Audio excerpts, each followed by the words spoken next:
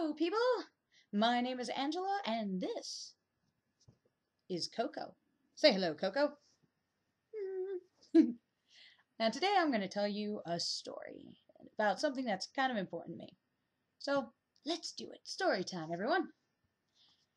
Now, I'll never forget that day. My father's massive figure framed the doorway, and in his arms he carried the biggest, fluffiest bear I had ever seen. Huge. It had to be at least 50 Barbie heads taller than me. And I remember my first thought being like, oh, I want to carry this bear. Oh, I need to carry him. So I remember Dad sat Coco down, and I toddled over to the inviting face, braced my little chubby arms, and just pretty much I fell flat on my ass, smothered by the best friend I'd ever received in my life. I was 1 year old in that memory, and Coco's been there for me through every fall ever since. Since then, Coco and I went on many adventures. Together, King Coco and I oversaw the toy kingdom and its municipalities. We made sure that justice and civil order prevailed.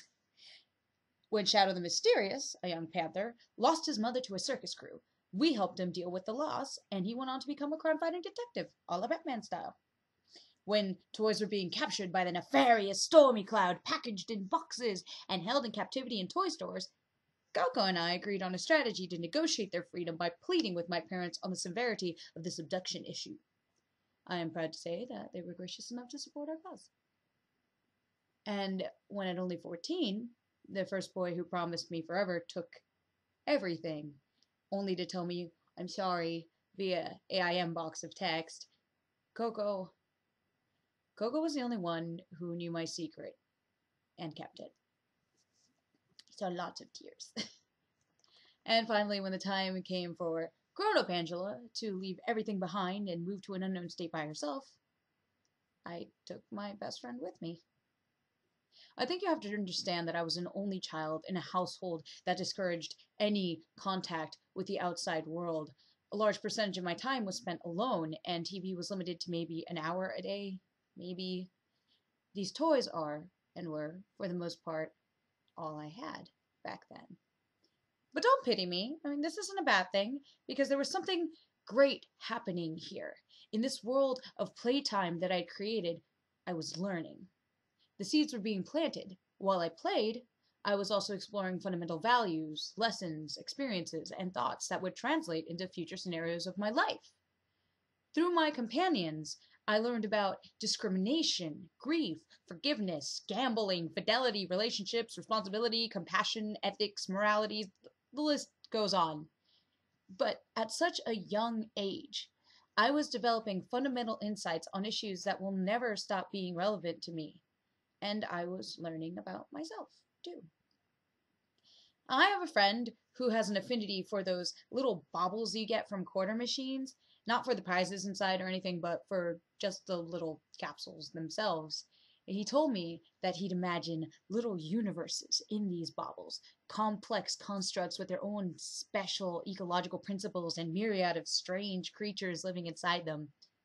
Tiny worlds, all in a little bauble. He still gets a twinkle in his eye whenever he describes them to me. But what is it about these objects that affects us so deeply? Recently, the Lego movie was received with broad general acclaim. Hell, even I loved it. I praised it for being able to tap into and evoke childhood excitement and emotions in its older audiences. Just the way the characters would just move and zoom around and just seemed to echo motions of the epic battles waged in the back seat of my parents' station wagon between, like, Littlest Pet Shop Dog and Godzilla. I mean, it seems to me we're a generation that, more than others before us, thrives on our childhood nostalgia.